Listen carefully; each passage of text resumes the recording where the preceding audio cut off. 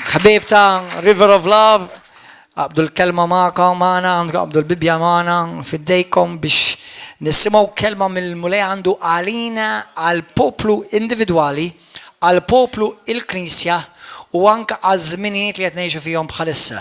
Dan huwa messaġġ illum ħajkun naqa differenti u ħanitlobkom l-attenzjoni iktar mis-soltu. Ok, mela kulħadd jgħid warajja Miss Qadis, grazzi tal-kelma Qadisa tiegħek. Kellimni mulej, għatini revelazzjoni permezz tal-Ispiritu Santi li inti tkellem u għattati li l-Knisja tiegħek. Grazzi mulej tal-fejqan tiegħek li qed jaħdem fija fil-poplu tiegħek u f'dan il-pajjiż. Ħanirċiv il-kelma tiegħek u għattu iktar ma reġa' nkun l-istess iktar f'isem Ġesu Kristu. Amen. Il-messaġġ tal-lum tiegħi lil mulej poġġi li f'qalbi. Juma ilu smajt kelma mill-mulej fl-ispirtu tiegħi, isimgħuni sewwa. Jekk ma tifhimx kollox għal-bidu, tibżax ħatifhmu għax l-Ispiritu Alla jgħalmek u jarfek kollox. Mela juma ilu smajt kelma minant l-Ispiritu tal-mulej fl-ispirtu tiegħi. U l-kelma kienet ċara x'baqgħet tiġi. Meta ġeneralment ikun kelma awtoritattiva mill-kelma tibqa' tiġi, keeps coming. Meta kun ħsib minn tiegħek jgħaddi u l-għada u titwaqqas kun taf x'ħseb sejlu.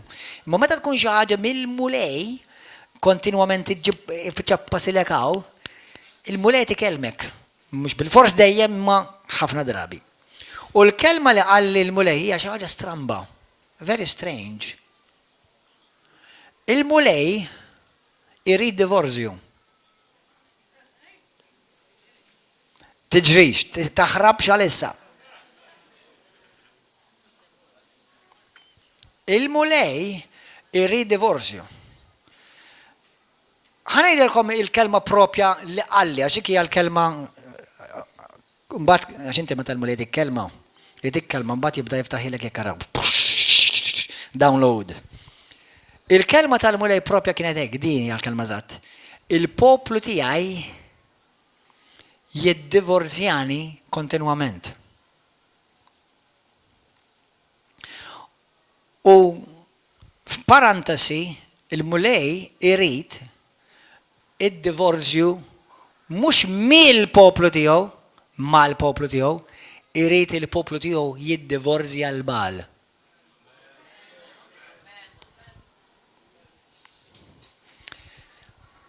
It's getting hot already.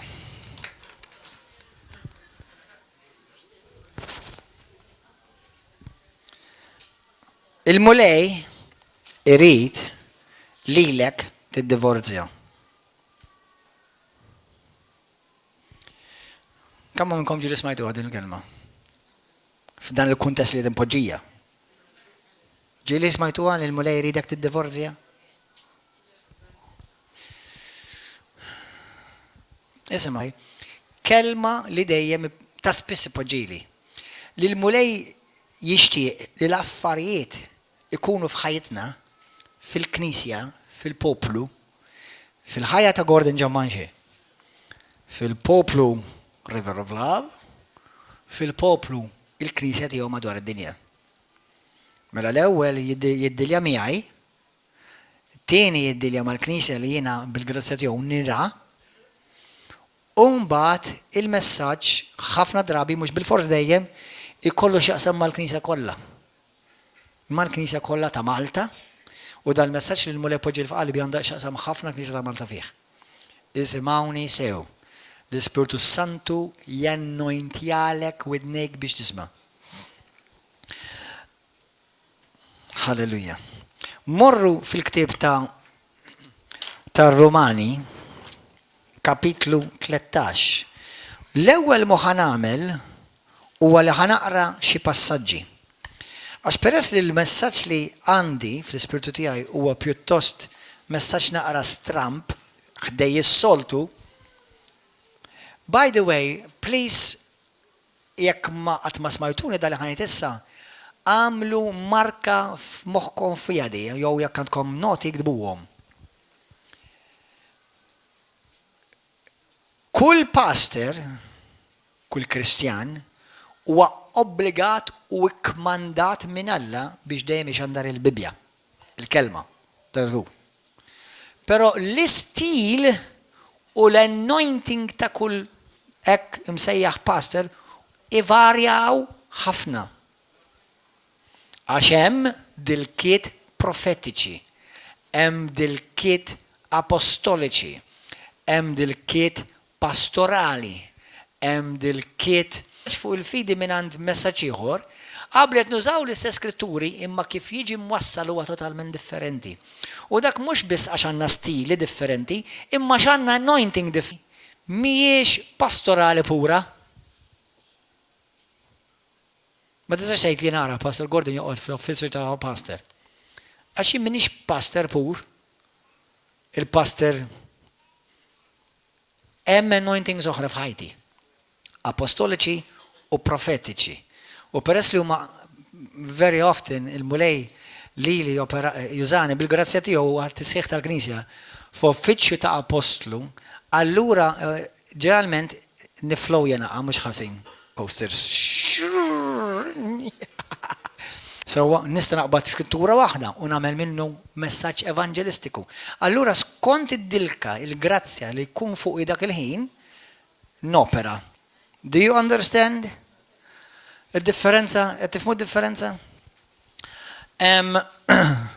L-ekbar uffiċċju u l-iktar wieħed importanti li jiena u inti rridu noperaw fih ta' kuljum huwa ta' iben, a child of God. U l-uffiċċju ta' iben mhux inqas minn ta' apostlu, is the highest office, imma there are different anointings. Qed tifhmuha din il-biċċa xogħol? Din importanti tifhmuha.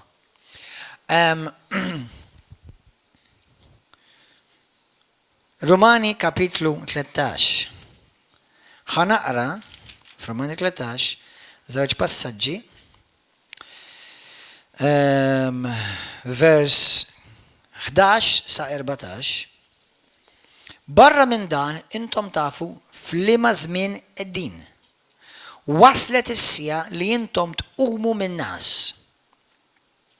Għax is-salvazzjoni tagħna hija qreb minn meta bdejna nemmnu. Il-lejl għoddu għadda u qorob il-jum, ma titkellem għal-jum il-mulej. Inwarbu mela l-emil ta' dlam mhux u nilbsu l-armi ta' dawl. Da kollu klim spiritwali. Nejxu kif jixraq bħal f'binar. Mhux bikel iż-żejjed u s-sokor, mhux biż-żina u d-baħrit, mhux bil-ġlied u lejra. Imma ilbsu lil Sidna Ġesu Kristu u ħallukom mill-ħsieb tal-ġisem u l-ġibdiet tiegħu. Ħani għafem għalissa. Il-pjan oriġinali tal-mulej huwa li din l-art kienet fil-pjan oriġinali tkun mera tas-sema.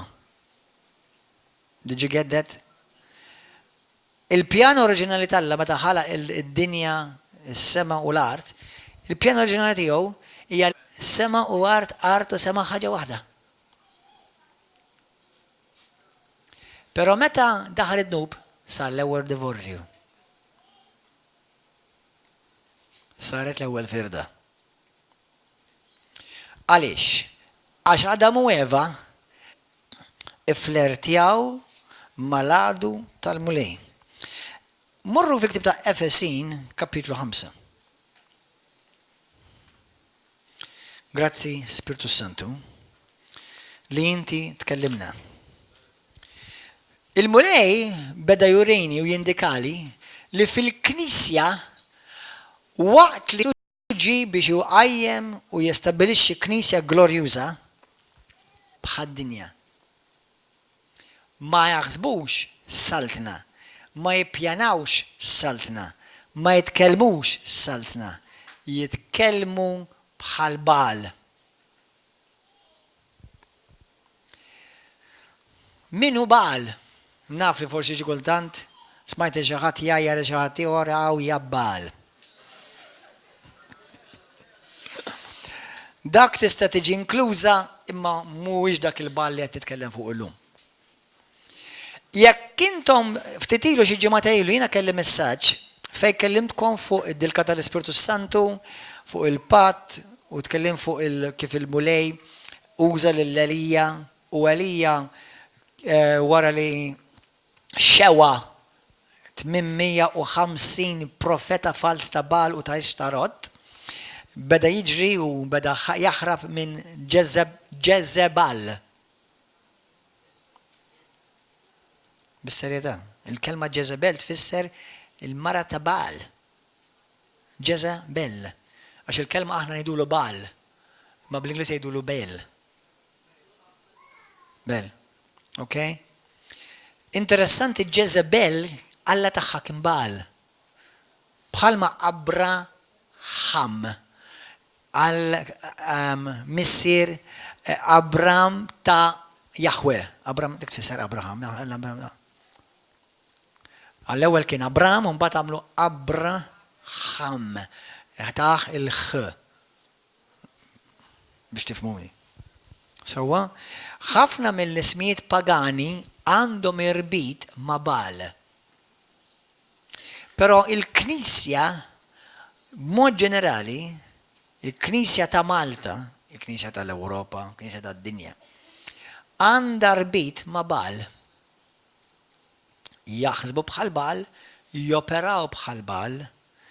Baal huwa dak l-alla fals li ħafna mill-poplu tal-Alla kienu jispiċċaw jaqilbuha lil Jahweh, jaqilbu ilu lil Alla u jispiċċaw jadoraw lilu.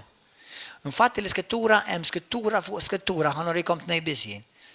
Fejn Alla kienu jinkorla għax kienu jikkissu l-patt malla Jahweh u jispiċċaw jadoraw lil Baal. U Alla kien jgħidilhom biex jiddivorzjawh lil Baal u jerġgħu jiġu rikkonċiljaw lura lejn Alla. Kif tkun taf jekk inti m'intix qed tħalli lil dan Baal jinfluwenza lek ħajtek? Għax nista' ngħidilkom fil-maġġoranza assoluta tal-Kristjani li jiena naf hemm Baal jinfluwenzalhom ħajthom. Ismawni, Baal iridek tiddivorzja lil Kristu. U Baal iridek tiddivorzja il-ġisem ta' Kristu. Il-Baal ikkisser il-patt li Alla għandu mal-poplu tiegħu. Qed tifhmuni xi ħaġa bħalissa? Qed tifhmu xi ħaġa? Għax huwa kliem li mhux naqtas, mhux tas-soltu. Il-Baal irid ikkisser il-patt intimu tal-poplu tal-Alla mal-mulej. Allura l-mulej il-kelma profetika llum għalikom kollha, għal-River of Love kollu, għal-Knisja kollha ta' Malta, hija id-divorzja lil Baal għax qed taġixxi bil-modijiet tal-Baal. Ta' Baal, Alla fals, Alla li huwa kontra l-prinċipju kollha tal-Alla. Se ngħidilkom kif tarfu dan u kif inxogħlu kienu għamilu. Efesin kapitlu 5. Efesin 5. Alleluja. ħanaqralkom minn vers wieħed, ħanaqraħolkom kollha. Ħanaqra 5 kollu. Vers wieħed, kunu mela tixbħu lil Alla. Sa nafsit. Il-mulej jista' jikmandak jew jitlob xi ħaġa minnek li ma tistax issir. Jista' l-mulej jitlob xi ħaġa minnek li ma tistax issir. Jista' raġel naf li qed ngħixu fi żminijiet perverżi u jeżistu dak li ħanejt issa stess, imma raġel jista' jiżżewweġ kokkodril. Kelb tista' iżżewġu ma' pappagall. Daqshekk ieħor il-poplu tal-Alla ma jistax jiżżewweġ dak li mhuwiex ta' Alla. Mhux qed nitkellem biss żwieġ ta' bejn mara u raġel, għalkemm dak jinkludi. Infatti għal dawk li intom single sewa hawnhekk u dawk li qed tisimgħu minn fuq il-YouTube, jekk inti tal-mulej Alla qatt mu ħajżewġek ma' raġel li mhux tal-Alla jew mara mhix tal-Alla, dak ikun żwieġ għamiltu inti mhux Alla. Imma dak huwa f'parantasi. Fil-iskrittura titkellem fuq żwieġijiet li għadhom il-bniedem u żwieġijiet li għadhom Alla. Pero jena l-lum mux ħatkellem fuq iżwieġ ta' bej koppja li ovvjament Alla fil-Bibbja sew testament qadim u teġdid jaraf biss mara ma' raġel, mhux mara ma' mara u raġel ma' raġel huwa perverżjoni u abominazzjoni quddiem Alla, però imur oltre minn hekk, da biex nagħmilha b'farantasi. Fil-Bibbja Alla jsewweġ biss raġel talla u mara talla. It-tnejn irid kollhom l-istess relazzjoni ma' Kristu, jrid tkunu parti mill-istess patt. Dak Bibbja minn kaver sa kaver. U River of Love mux ħad iħdok wara sagristija u żewġek lil xi ħadd li ma jridx jaf bi Kristu.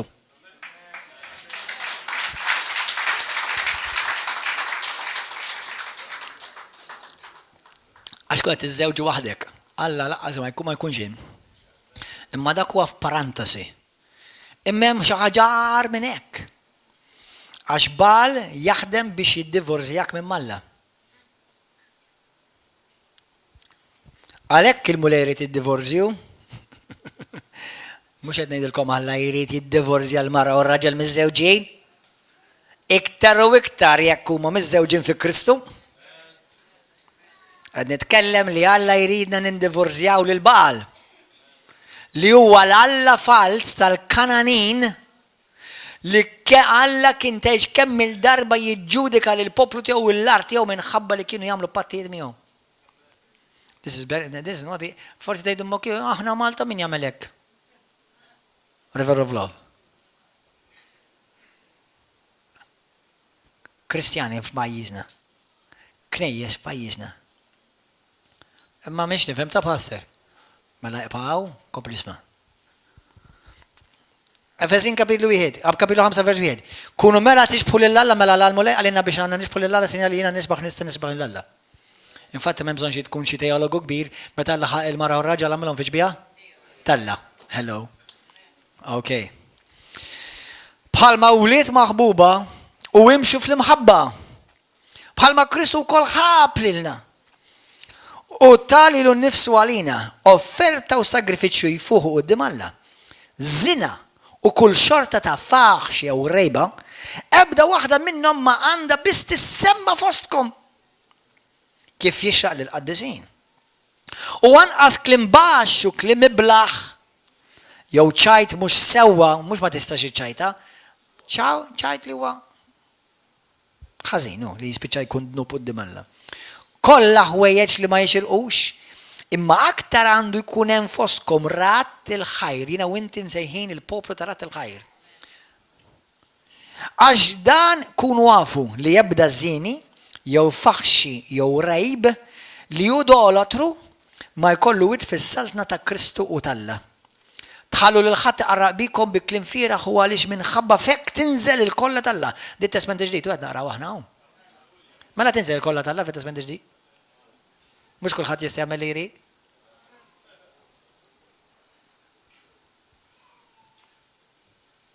Tħallu lil ħadd iqarraq bikom bi kliem fieraħ għaliex minħabba fek tinżel il-kollha talla.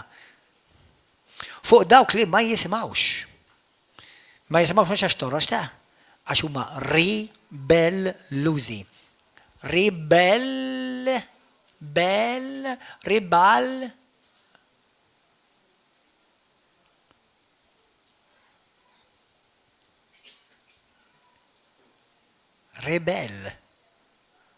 Rebellion.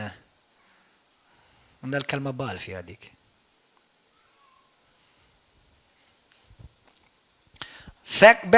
Meta tissibħu qatt magħhom mela, intom kontu darba dlam, imma issa intom dawl fil-mulej, mhux għalhekk inti għandek id-dawl, int dawl. Alla huwa dawl. Alla hu dawl u salvazzjoni tiegħi. Inti u dawl u jien id-dawl u aħna salvazzjoni ta' Malta.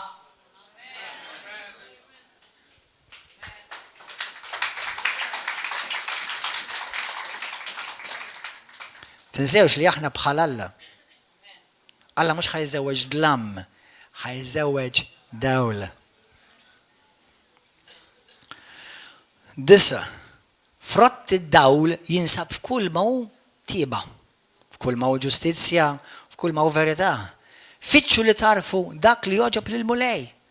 Fittex li toġob dak li joġob il-mulej. u tissibħux mal-emejjel ta' dlam bla frott.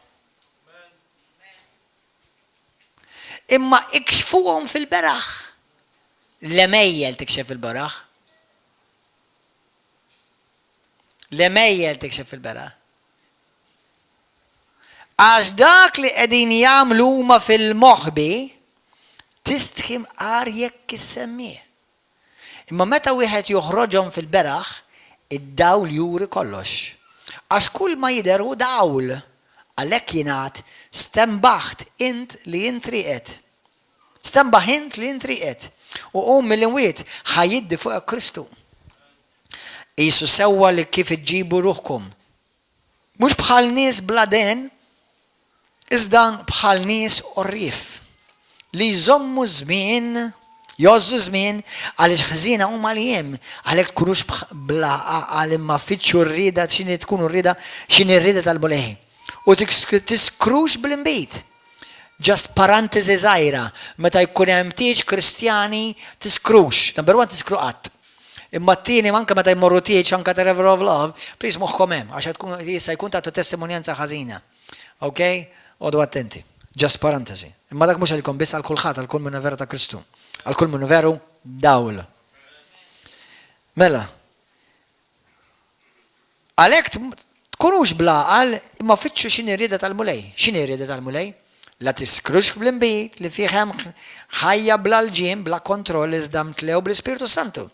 Ir-rieda tal-mulejja li tkantaw flimkien is-salmi, n-niet u għana spiritwali. Ir-rieda tal-mulejja kantaw għannu minn qalbkom lil-mulej. U r-rieda tal-mulejja ritroddu dejjem ħajra l kollox il-Alla u l-missier fi sensina Ġesu Kristu. Vers 21, uqgħodu għal xulxin fil-biża tal-mulej. Uqgħodu għal xulxin fil-biża tal-mulej. Uqgħodu għal xulxin fil-biża ta' Kristu. Ftakar, as in heaven, on earth, as it is in heaven. Ek kif fuq l-art, ek ukoll kif fis-sema. Dak li jgħidilek hawn, tal-messaġġ huwa dan. Fis-sema hemm armonija u unità perfetta. Fil-ġenna hemm armonija u unità perfetta.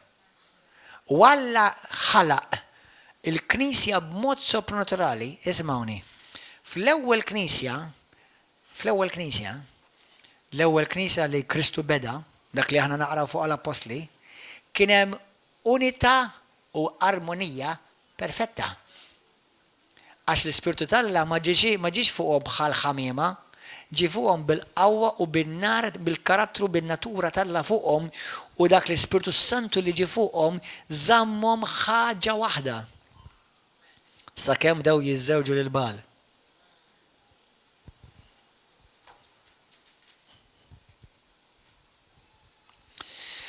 Uqgħodu għal xulxin fil-biża ta' Kristu, intom min-nisa uqgħodu għal żwieġkom bħalli kieku għal mulej. Għax ir-raġel u ras il-mara ara kemm hu diffiċli li kieku inti dan tagħmlu u r-raġel tiegħek mhux Kristjan.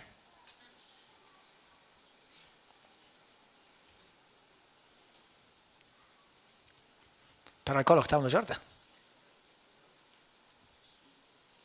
Sakemm qed nitkellmu fuq ir-rwol tiegħek ta' żwieġ, mhux jiġifieri għax ma taqrax il-Bibja ma tiġix il-fellowship u ma titlobx, dak hemmhekk tqisux la lilu l ħadd l-ewwel qabel kollox Alla. Imma f'mbagħad fuq ir-rwol ta' żwieġ, immaġin tissottometti lejn raġel li Alla m'għandux l-Alla f'ħajtu. That's called hell on earth. Imma Alla ħalaq iż-żwieġ biex ikunu kull kopja, fotokopja ta' sema fuq l-art, tara ġejja. Għalhekk bħalma l-Knisja toqgħod għal Kristu, hekk ukoll in-nisa għandhom joqogħdu għal żwieġhom f'kollox, fis-sewwa f'kollox, ovvja, fi Kristu f'kollox. Intom irġiel ħobbu n-nisa tagħkom kif Kristu ħabb il-Knisja u taħajtu għaliha. U dan għamlu biex iqaddisha u jnaddafha bil-ħasil tal-ilba u l-kelma. U biex irressaha qudiemu din il-Knisja sabiħa bla tebba, bla tikmix, bla għajb, b'xejn minn dan imma qaddisha u bla tmaqdir minn ħadd. Ħansaqsikom mistoqsija. Imma qdruha l-Knisja id-dinja? Meta jmaqdruk għax inti brainwashed bil-kelma, dik mhux maqdir, dak tefħir. Meta jmaqdruk għax inti tant tħobb il-Kristu li titkellem fuq, dak mhux maqdir, dak tefħir. Imma jekk inti issa ħadd ma juhu għalih, qed taġixxi bħad-dinja, titkellem bħad-dinja u jgħidulek bes ta tmur River of Love, għandhom raġun. Dak tmaqdir li ġej mid-dinja. Meta jiena nilbes bħad-dinja, meta mara tilbes kullat pastas u oxxen, meta raġel jitkellem pastas oxxen jidaj u jitkellem u jgħid li hu Kristjan. U dawn intaqa' magħhom ħafna. Ma sax ngħidlek li River of Love nisma' nies jidaw. Almenu hawnhekk qudiemi ħadd. Imma d-dar tiegħek. Kif inhu kliemek? Tinsix, inti titteġġixxijaw daqs li jkun diġà sema fil-ġenna. Jiena u inti rridu naġixxu hawnhekk flimkien. Ma marti u marti miegħi daqsiku tiġi qegħdin fil-ġenna. Jiena u intom hawnhekk iridu niġixxu River of Love, daqsiku tiġi l-ġenna. Min ġi laqalkom qedtu intom grazzi mulej, nagħtu glorja l-Alla. Pastor meta niġi River of Love inħossni qisni l-ġenna, sakemm nifrislek il-kallu u sa tinżel l-infern. Imma isimgħuni, jekk aħna qed noperaw bħal ġenna, mela issa mhux iktar ħajti, issa Kristu. Għaw xaħat il-mulej tikelmek? Għaw xaħat il-mulej tikelmek? Għaw xaħat il-mulej? Praise God, 4 minn nies, l-pija ma nafx il-għidulu.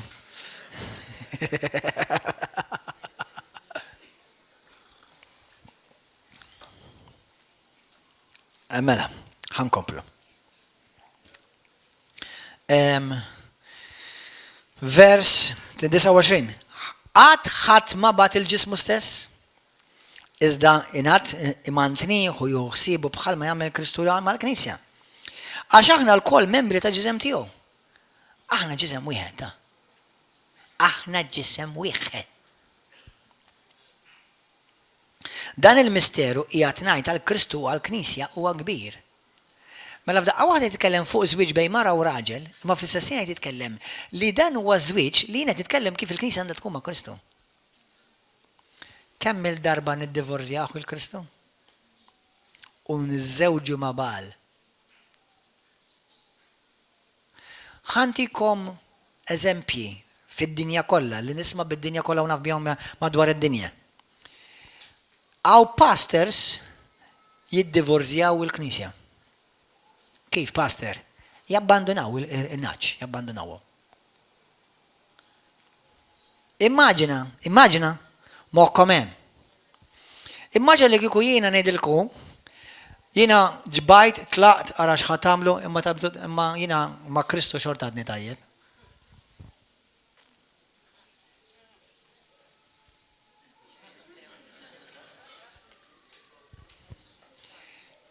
Għadni miżewweġ ma' Kristu kif suppost. Mela għandna nies fil-ġisem ta' Kristu, mwet nirreferi għal ħadd u ħadd ma jew għalih, jekk għandek taħseb ħadd u għalik, ejja kellimni fl-uffiċċju wara. Imma f'kollox ismawni, please, f'kollox, kull ma tisma' inti applika għalik. Dak li huwa tajjeb għalik applikah. U dak li mhux għalik dak il-ħin, żommu għal għada, għax wispobli ħadd żaħada jew pitada. So, imma ismawni. Ħafna Kristjani ġew River of Love, ġew knejjes oħra u ddivorzjaw il-Kristu.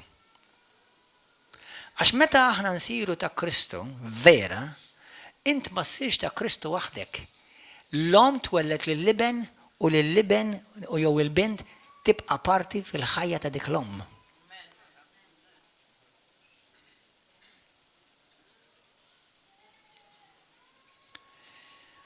Kemm hawn Kristjani li ntqajt magħhom jgħidu li jiena ma niġix il-fellowship imma jiena u l-malej tajbin. X'inhi? Laqqas u attent għax laqqas taf li qed tgħix id-divorzjat ma' Kristu. Meta jiena ngħid jiena ta' Kristu, min m'iniex ta' Kristu imma separat mill-ġisem ta' Kristu. Jiena nista' ngħid jiena pastor Kristjan imma ma rridx nira l-Knisja u ma rridx inkun naf bil-Knisja, pastor jien hekk fil-kamra tiegħi noqgħod naqra l-Bibja. X'pastor? X'tip ta' pastor hu dak?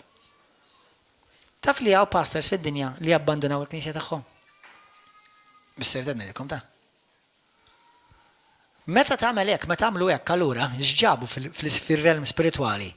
Ġabu fetħu l-bib għall-ispirtu ta' Baal f'dik il-knisja. Moħħkom hawn. Sew f'din il-knisja u sew f'knejjes oħra l-naf, kien hemm nies li pereżempju ġew f'dati bi grupp ta' nies. Wara ftit, jew ma qablux mal-pastor, jew il-pastor rifizhom il-kallu, ħaduha personali, qabdu dak il-grupp, iddivorzjaw il-knisja u marru fetħu għax-xogħol għal rasu.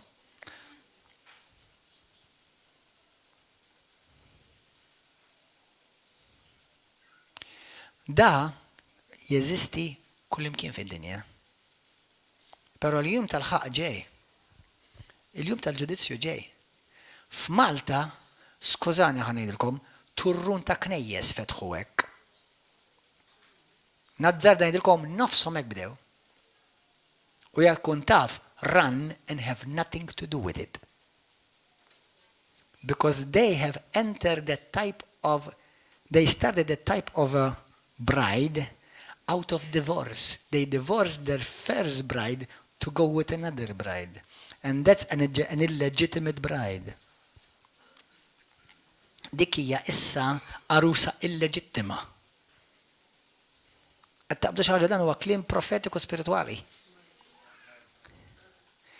Għaw Malta ħafna hekk. Bdew knisja, billi jew qasmu l-knisja, jew ħaduha kontra l-pastor, u bdew mhux ordnom Alla jew batom Alla. Le ħafna bid-drabi meta jkunu f'rebellioni kollha jgħidu li Alla batom. U kollha meta jkollhom xi jgħidu mal-pastor kollha ħajgħidu għax Alla qalli biex titlaq.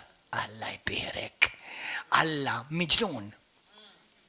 Mela Alla tikkontribwixxi għad-divorzju. Għax l-Alla tiegħi u dak li qrajna jiena u inti s'issa huwa kollu għandu x'jaqsam mar-rikonċiljazzjoni biex topera bħala ġisem wieħed.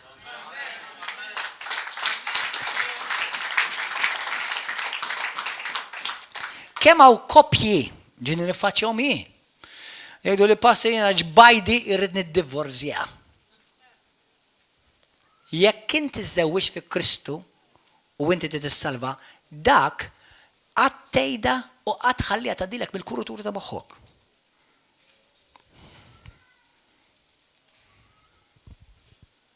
Hemm eċċezzjonijiet, ma meta inti tnejlu intom ta' Kristu u tiġi tgħid li jiena jew tibda tittimida lil mara jew il-mara tintimida lil raġel. Jien ġbajt irrid divorz. Jekk Alla jdik divorz ma divorzjani. Però believe it or not, tant hemm min jispiċċa jkun ribellus li jemmen il-gidba tiegħu stess u jiġi jgħidlek jew tiġi tgħidli tgħidli Alla qalli li jridni happy, ma jridniex iktar fiż-żwieġ ta' dak. Alla li qallek li inti ilek tgħid Alla qallek iżewġu, jew inti dik li inti ilek tgħid li Alla qallek żewwiġha, Alla mhux imtektek u peress li tiġa jgħix fil-futur tiegħek ma kienx ħajjgħidlek xi snin oħra jew 5 snin oħra issa ddivorzja. Għax kien jaf ġej. Moħħkom hawn. Issa jgħan nagħmluha bejn il-Knisja u Kristu. Mela meta inti jekk inti qed topra fi Knisja healthy, kulħadd jgħid Knisja healthy, mhux perfect, although we are being perfected. And perfection is something we should work for. Kulħadd jgħid work for. Tfisser ma tiġix awtomatika. Kemm minnkom għandkom miżewġin ħafna snin? Indunajtu li kalkom taħdmu għażwieġ. Li ma ġiex awtomatiku. Kemm kalkom taħdmu għal dan iż-żwieġ biex jibqa' flimkien. Mela għaliex ħafna Kristjani jiddivorzjaw il-Kristu kontinwament? Jew imorru jiżżewġu mad-dinja, għax ħafna jmorru lejn id-dinja lura. Jew nkella jsibu xi mara oħra ta' ħadd ieħor. This is prophetic, brothers and sisters. God never joined you to that wife.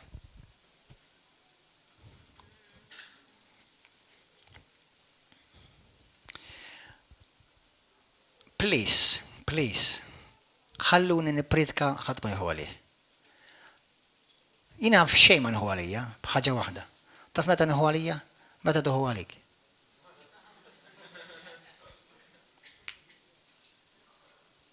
كم منكم فهمتوني فوالي؟ فهمتني برادر انت؟ ينا وانت ما نستوعبش ندو علينا. Immagina, jena għal marra konna xinajdu. Skużani, forse għaxu mikom revelation naf li kontu daħsbu li għahna perfetti. U ovvjament il-tord kondem tal-marra. I'm joking, obviously.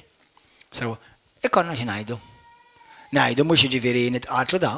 Kunem xaħġa ma naqblux fuqa. Darba f'mitqa marta ċeqpija kollox lussu, kollox.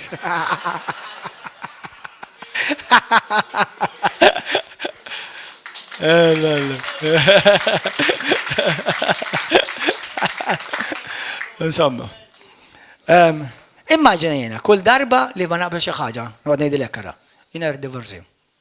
Ħammur għal oħra. Tidnejlek x'għamillu dak iż-żwieġ, tidnejlek x'nagħmilha dik ir-relazzjoni? Innixxifa. Noqtolha waqt li għaddiet ngħix fija. Tidnejlek ħafna Kristjani kif jiddivorzjaw lil Kristu? Għax jibdew jipprovaw jintimidaw il-pastor, jew jintimidaw il-ħadd ieħor, jew jiena minix ħaniġija, sena, please, tuħu ħadd ma jħolikom. Imma din mhix xi ħaġa nismaħħa darba da, dirka minn darba smajta ta'. Immaġin li kieku jiena nieħu għalija jew ġbajt id-deqqa jiena ġbajt, tlaqt ħammur kien soħla. Il-pastor huwa miżżewweġ ma' Kristu u miżżewweġ mal-arrusa tiegħu. U Alla tani arusa li lilu jiena rrid nippreżenta ilu pura u qaddisa. U jekk dik il-mara jew xi partijiet minn dik il-mara iddivorzjaw lil dik il-mara, they are operating in pure rebellion. Di ma toċ għal kull knisja. Ġifieri ma toċ għal kull grupp li appunta lilu nnifsu. Aħna nitkellmu fuq issa konċett ta' knejjes li verament stabiliti minn Alla, ordinati u mwaqfa minn Alla u ordni divina li ġiet mwaqfa minn Alla billi ġiet il-pastor, il-ministru tal-Alla ġi mibgħut, jekk hux apostlu profeta wadda imma ġi mibgħut u ġi mordni. Meta ngħidlek jiena li madwar nofs il-komunitajiet li naf bihom Malta bdew b'rebellioni illi x'ħatam inti la tmur quddiem Alla u tiġġojna xi waħda minnhom. Ejna mill-mod ma tiġġojna mill-ebda waħda minn dawk ir-rebellużi. Tiġġojna waħda li bdiet tajjeb. Mhijiex il-mara tiegħek dik.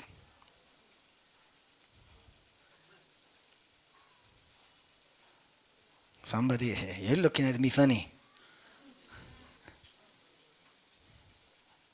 Tidnejdilkom fejn opera da? Fejn hemm knejjes li mhumiex stabbiliti skont il-kelma tal-ħani li kif jagħmlu. Il-pastor jiġi mibdur kull 4 xhur. Kull 4 snin. Con rispett, Knisja Kattolika għak opera. Kull 4 snin jitbidel kappellan. Di milli ma skrittura ġibuha. Però għaw knejjes so-called evangeliċi joperaw hekk ukoll. Immaġina inti għandek uliedek u kull 4 snin biddilhom il-ġenituri taf kif iġġimhom ekkar.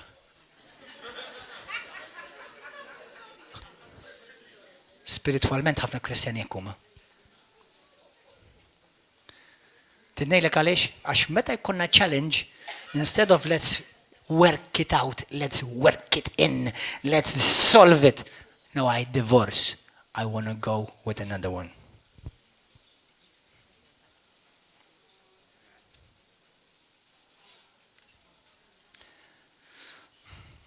Dak huwa l-ispirtu ta' Baal li ġib id-divorzju fil-Knisja. U l-mulet ikellem ħanilkom aħwa. Jekk l-ispirtu ta' divorzju jaħdem fil-Knisja, aħseb wara fid-dinja. Kopja, ħanamilkom daqsxejn ftit minuti marriage counseling. Tħalli qatt toħroġ minn fommok jien ġbajt f'da żwieġ irrid divorzju. Anka jekk tmur tolqot għal davlodot titħaggjaw lil xi dod busu, tgħidix. Because you're inviting the spirit of divorce into the marriage. Tgħidix. Brothers and sisters of God, marriage is for a lifetime. In Christ, for eternity. Divorce is never an option. Don't make it an option for you, because you will end up doing it. Divorzju tħalliħ qatt ikun option f'ħajtek. Nammira koppji li għaddew minn baħar imqalleb u xorta baqgħu fuq id-dajsa. Alla dak jonoraħ, dawk huma t-tip ta' żwiġijiet li jsaħħu soċjetà. Issa li kieku l-Knisja vera topera fis-sema hekk ukoll fuq din l-art, jiena wint, u anzi ħanamilkom daqsxejn iktar realistika tgħidlex fil-ġenna fl-Atti tal-Apostoli. Efesin kapitlu 5, jissottomettu lejn xulxin, jissottomettu lejn autorità, inta taħseb minn 5,000 ruħ kollha kienu jaqblu bħala xulxin. You think so? How did they manage? The Holy Spirit. ċedi. Mil rasek. Mux ma l-ewwel fittex divorzju. Allora daw l-affarijiet imbagħad x'jagħmlu? Iniktu lill-Alla. Jaħhandikapjaw il-Knisja. Jaħhandikapjaw il-Knisja. Għaw Kristjani li Alla poġġa ġo knejjes li huma stabiliti b'mod divini, River of Love waħda minnhom, li ikollhom problema, itlaq. Bajk, tara ħarbet jew ħarbu. Mela inti nsejt, inti fis-saltna tgħix issa. Issa maħniex iktar demokrazija, issa teokrazija. Tidnejlkom biċċa news il-lejla. Taf li ħadd minnkom huwa liberu? Taf li ħadd minnkom m'għandkom il-libertà? Taf li ħadd minnkom inti liberu? Kemm nkun kontu taħsbu kontu dan intom liberi? Tibżax mhux ħanċawfarkom tgħid li kont naħseb li liberu. M'intix liberu. Jew tagħmel dak li jrid ġismek, immotivat bid-dnub u bal, jew tagħmel dak li jrid Alla, immotivat bil-kelma u l-Ispirtu Santu. Imma li trid inti qatt m'inti tagħmlu. Ħadd minna maħna liberu. Dawk il-Kristjani jgħidu, Jesus Christ set me free, so I remain free.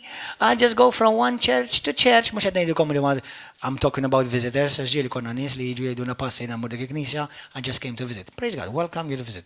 Aħna, imma, dawk li ħin kollu jibidlu l-għaw li, dak mux bibliku. Dak fil-għamma ma pattern bibliku jidere. Għaddif muħwa. Allura x'għamel fil-Knisja daħal l-Ispirtu tad-divorzju. U daħal l-Ispirtu tad-divorzju għax Baal irid iżżewġek. Baal irid iżżewġek. Inti meta jiena u Marti żewwiġna għadna bħal ma ħafna intom fis-saħħa u fil-mart. Ma fisem Ġesu Kristu ħajkun aktar saħħa. Fil-povertà u fl-abbondanza ħajkun aktar abbondanza. Fil-problemi u fl-armonija u ħajkun aktar armonija. Da ma jistaqat jinħal.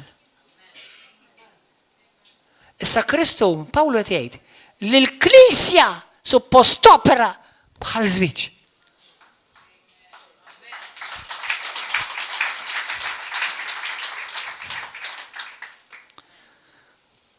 Jekk tmorru l-ewwel Slatin kapitlu 16, vers 31-33, araw mbagħad, tieni Kroniki 28 vers 2, Numri 25 vers 3, imħalfin kapitlu 8 vers 33, Ġeremija 19 vers 5. Da kemm il-darba Alla jċanfar il-poplu tiegħu fuq Baal. Isimgħuni is-sintomi ta' Baal, isimgħu is-sintomi ta' Baal. Walking out. I walk out of my covenant. Jek xaħat minnkom dan għamiltu, u ma konċ għadek fi Kristu, la issa int fi Kristu kollox jibda ġdid.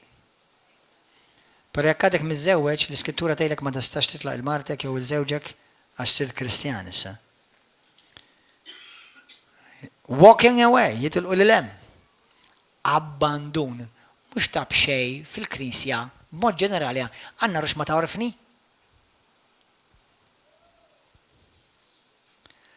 Rejection.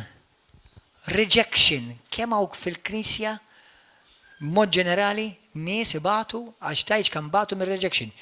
Missierhom abbandonahom, ommhom abbandonahom, il-mara abbandonatom.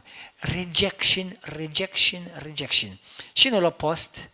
I accept you. Il-Missija. Naċċettak. Tinnota li l-mulej anke meta ma jaqbilx miegħek ma jabbandonakx. Ftakar dik hija s-sema, dik hija s-saltna. Dik hija s-saltna. Allura fl-iskrittura, per esempio f'Mattew kapitlu 5, morru hemm malajr. Għax kull meta Ġesu tkellem, intom tafu għadi, Ġesu jgħidilna fil-ktib ta' Ġwanni 8, Ġwanni kapitlu 5, dak li narajt il-missieri jagħmel jiena nagħmlu. Dak li jiena smajt il-missieri jgħid, jiena ġejt inxandrilkom. Mattew 5. Matthew 5, di ħafna minnkom tafuha bl-amment. Isimgħu arawa kemm huwa profetiku daw il-messaġġ. Ara kemm hu profetu dan il-messaġġ. Meta jiena u inti, meta jiena u Marti żewġna, morna quddiem altar. Sewwa? Ħafna minnkom intom iż-żewġ River of Love, mortu quddiem altar. Ħafna minnkom li żewġtu fil-Knisja Kattolika, mortu quddiem altar. Meta intom ħafna anke minn iż-żewġ ċivil għalkemm jiena fil-konvinzjoni li jekk inti ta' Kristu titżewweġ fil-Knisja.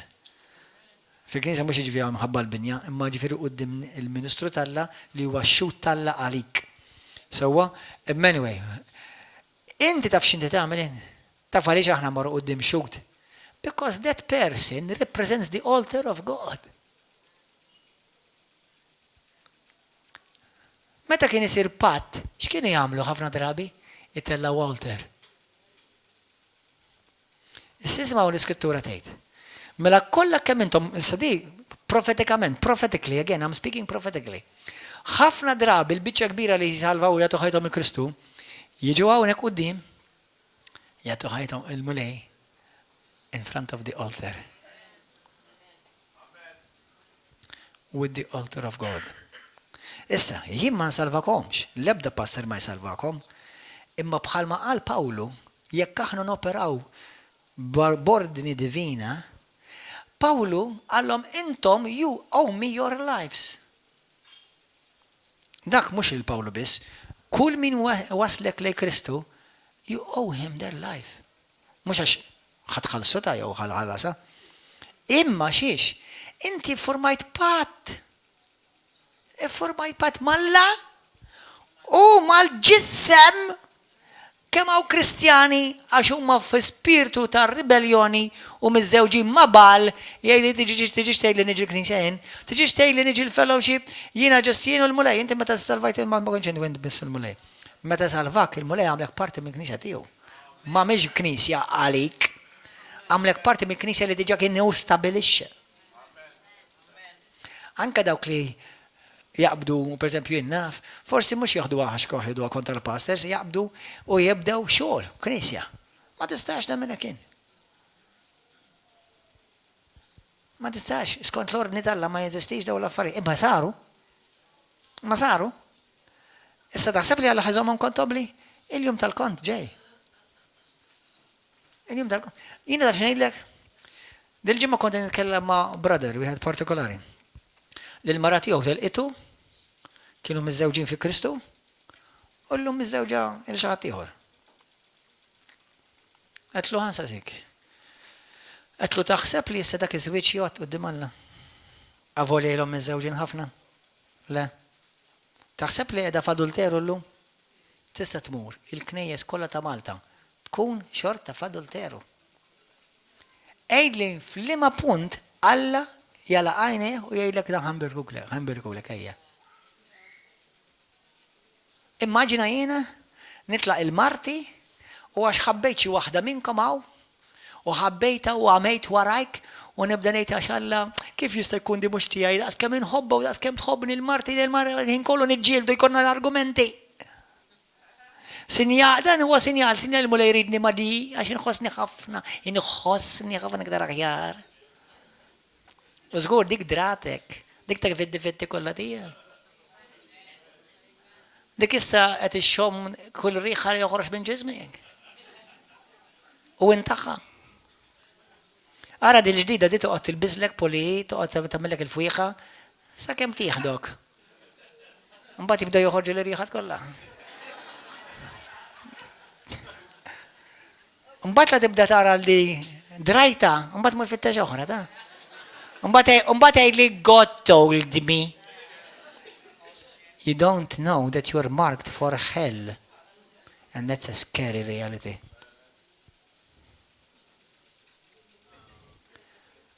They exist. These things exist. Daw l-affarijiet jeżistu. Dan huwa d-divorzju fil-Knisja. Minflok qed noperaw bħala nies ta' patt. Qed noperaw nies ta' il-moment li jiena ma toġobnix, jew ma qbilx, jew għax irfassli l-kallu, jew għax qed nara differenti. Sewwa, jiena mhux qed ngħidlek jekk inti sir Buddist tibqa' fil-Knisja, jekk sir Buddist mur mal-Buddisti. Sewwa, which is a pity, imma ovvjament. Imma qed nitfritkaw l-istess ħaġa. Qed infaħru l-istess Ġesu u ma nistgħux naraw għajn tu għajn. Kapix aħwa?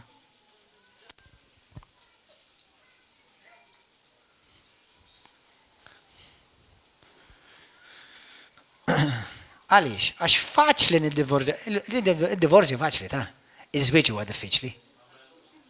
Id-divorzju faċli, iż-żwieġ huwa diffiċli. Li jiena jkolli xi argument ma' marti u niddivorzjaw u dak il-ħin nibda nara mostru jew itara lili mostru, ħafna faċli nabgħod nitlaq il-barra. Faċli ħafna. And many in the church they do like that. They don't want to face their wife. They don't want to face their husband. Il-Bibja tgħidlek, oraj, Kristu Ġesu għalla l-missier huwa il-husband.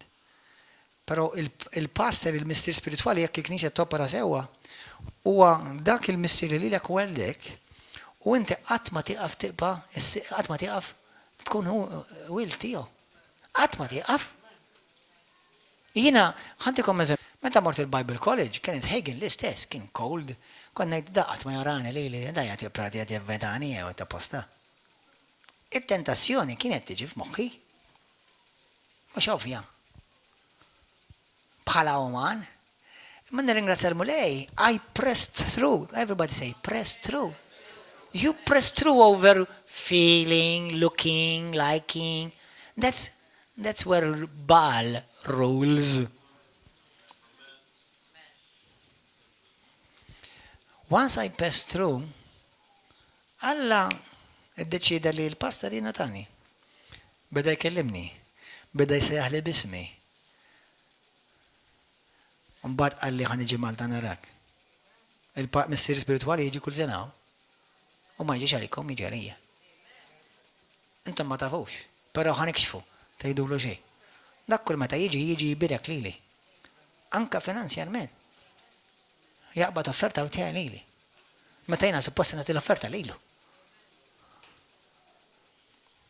Titnejlek imma why I managed to do that? Because I pressed through. Għax meta bdejt nara fil-naturali. Idejjaqni għajjat, il-ġoks jom ma tanċad ġaġbuni. Jena. U bdej, għaliex għax il-karnalità bali ġelek tara difetti da dak li kun. Ara li Kristu xera. Rimħabba, difetti ma jżizux fajni Kristu.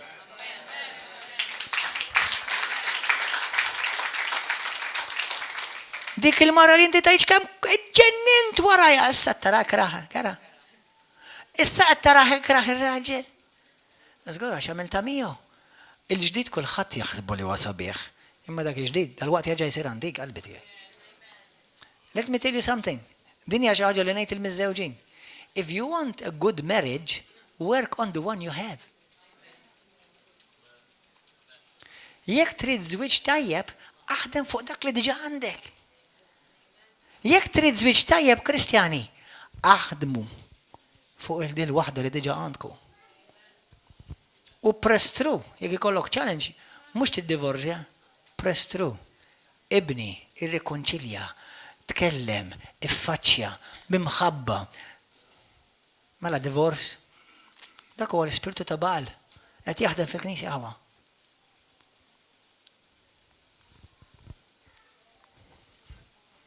Qed tifhmu? Kemm minnkom qed tifhmu xi ħaġa? Halleluja. Mattew kapitlu 5, oh Lord have mercy. Music. Ġesu jgħidha l-kliem, ħanitolbu wara din aħwa, ħanitolbu wara din. Jgħid li inti u tiela tagħti l-offerta tiegħek quddiem l-artal qed kliem ta' żwieġ again. Imma hemmhekk tiftakar li ħuk għandu xi ħaġa kontra tiegħek. Mur iffaċċjah, irranġa u mbagħad flimkien ersqu lejn l-artal.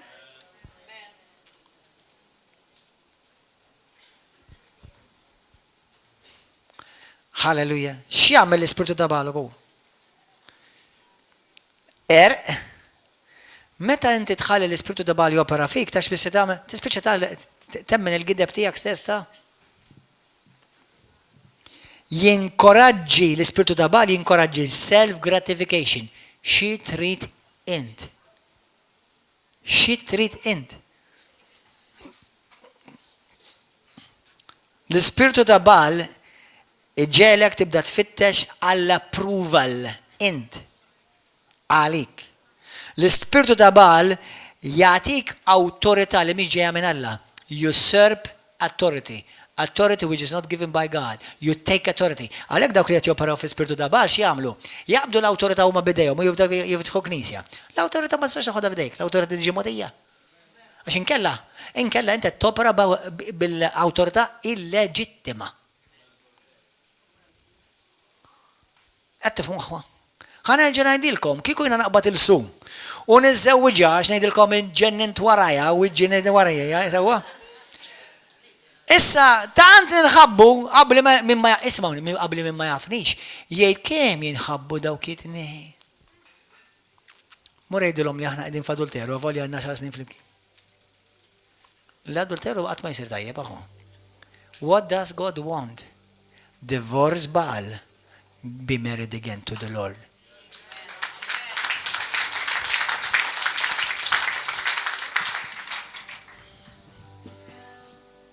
Amen aħwan. Hallelujah. Ġlied, tqasqis, lajja, betrayal, konfużjoni, bloodshed, perverżjoni, daw affarijiet li anqal l-Ispirtu ta' Baal. Jekk għalajt il-weekend li ġej ħanitkellmu fuq is-saħħtiet u kif jidħlu fl-ispirti fil-ħajja tagħna. Però llum kien naqa' preview. Għax il-mulej irid iġib restawrazzjoni fil-Knisja ta' Malta. Nirringrazzja lill-mulej nista' ngħidilkom biċċa good news. Dil-ġimgħa ntqajt ma' pastor ieħor qatt ma konna ntqajna. Malta joperaw simili bħalna, allura issa ħankunu 5 pastors. Naħdmu flimkien. Naħdmu flimkien. Halleluja. U daw il-5 kollha bdew sew. Mhux qasma xi knisja oħra. Nista' ngħidilkom, jista' jismani minn irid fuq YouTube, minix ħankun hand in hand ma' xi ħadd li naf li qasam knisja jew irrebella kontra l-pastor biex jibda xi grupp tiegħu. Ma dawk nħobbok imma m'hemmx xirka bejni u bejnek. Inti x'tajk il-sittura? Jekk tagħmilha ma' dan l-adultera, ser bħala. Mela mur irrestawra lilek innifsek minn fejn tlaqt, minn fejn iddivorzjat. Inti f'mu aħwa? X'ma jkun hawnx uġieħ fil-ġisem ta' Kristu? X'ma jkun hawnx feriti fil-Kristjani? Meta jiena insimgħuni, għajna l-mod, tiġi Caroline fuqi, tgħid li pastorina ir-raġel tiegħi Allani tgħid ħin kolonatu, importanti nkun miegħek għax inti vera tidher u tant tiġi. Kieku jiena naqbadha, inti daqqa ta' żieq, and minflok laying of hands, laying on of feet.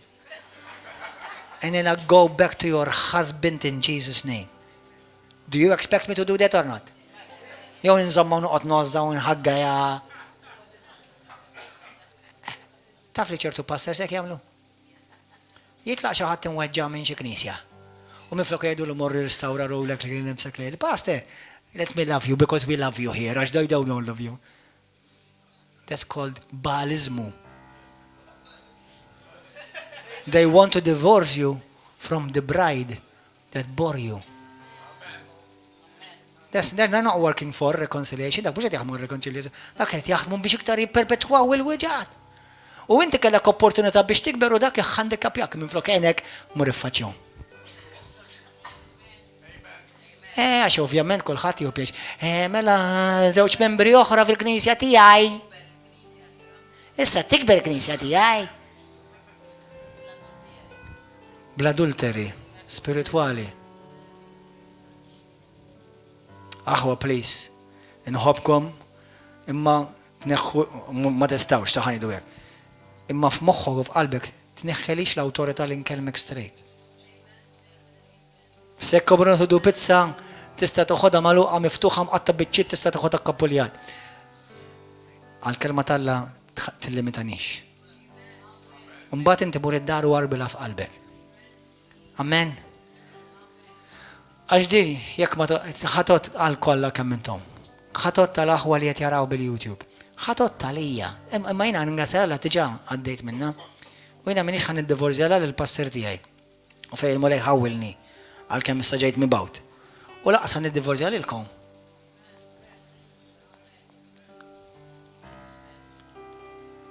Ejja naħdmu biex il-Knisja ta' Malta tissaħħaħ.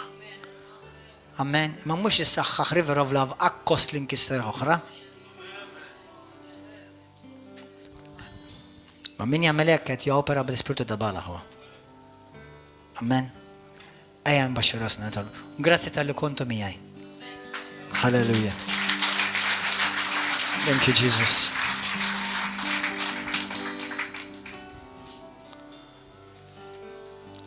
Illum ħan iddivorzjakom mimma Bal, mill-influenza ta' Bal f'ħajtek.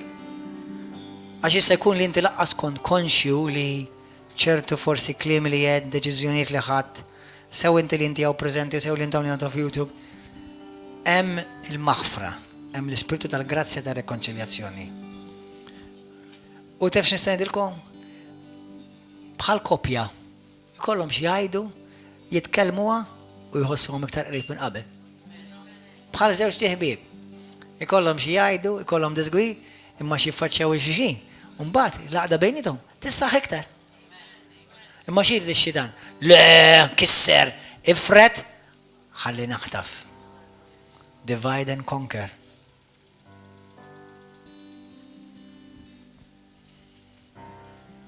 Amen aħwa. Ejn għamlu stqarrija ta' divorzju. Kulħadd jgħidha warajja minn qalbek. Ejlu missi qaddis. Nitolbok issa stess. Fissem Ġesu Kristu. Qed niġi quddiemek Abba Missier. Quddiem it-tron tas-sema tiegħek. Illum nitolbok tiddivorzjani minn kull spiritu ta' Baal u l-influenzi tiegħu f'ħajti. Għalhekk issa stess irrilisjani minn kull spiritu diaboliku ta' Baal fuq ħajti, fuq iż-żwieġ tiegħi, fuq ir-relazzjoni ma' Kristu tiegħi, fuq il-familja tiegħi mulej. Fissem Ġesu Kristu u mulej qaddis irrestawrani fis-sħiħ u fil-kompletezza lura miegħek Ġesu. Inti tridni mulej li nopera bħala żewġ miż-żewġin. Jiena parti mill-ġisem ta' Kristu, jiena parti mill-Knisja ta' Kristu u parti mill-Knisja ta' River of Love. L-arusa, l-om li inti minna u fija wellitni. Mulej qaddis, ma rridx niddivorzja iktar f'isem Ġesu Kristu. La fiżikament, la mentalment u laqqas verbalment. Bil-grazzja tiegħek taħdem fija. Mulej qaddis, jiena ħanejx din il-ħajja. Naf ma' min jien iżżewweġ l-ewwel qabel kollox lilek Ġesu. U naf ma' min jien iżżewweġt bħala knisja ta' Kristu. Mulej qaddis, aħfilli fejn jiena weġġajtek. Jekk jiena kontribwixxejt għall-uġieħ, nitolbok maħfra. Fejn jiena ġejt imweġġa, jiena naħfer. Mulej inti ħabbejtni bimħabba kbira. Għallimni nħobb bħalma tħobb int. Mulej qaddis. Għallimni nħobb il-ħuti, il-familja tiegħi, River of Love. Bimħabba kif tħobbhom int. Mhux imħabba ta' staġun, imma mħabba dejjema ta' patt. Niddivorzja lil Baal u niddivorzja lil nifsi minn kull influenza tiegħu fuq ħajti. Mulej qaddis. Dan huwa l-bidu ġdid f'ħajti. Bidu ta' staġun ġdid. Bidu ta' era ġdida. Bidu tal-fejqan ferjas f'ħajti. Fejn jiena għandi bżonn infiq. Naħfer minn qalbi fejn jiena weġġajt u lil min weġġani. U mulej qaddis, saħħaħ fija is-sens ta' mħabba għalik u l-commitment bħalma huwa fi żwieġ lejk u lejn il-knisja tiegħek mulej. Nirċievi fejqan issa stess f'qalbi, ħsibieti u fommi. Jekk qed kliem fieraħ li għandu x'jaqsam ma' dak li tkellimt illejla mulej, ikkanċella kull kelma li jiena nikkittek fl-ispirtu tiegħek. Grazzi Ġesu. Irċievi glorja u nur fil-ħajja tiegħi. F'isem Ġesu Kristu. Amen. YouTube viewers, God bless you. Hallelujah.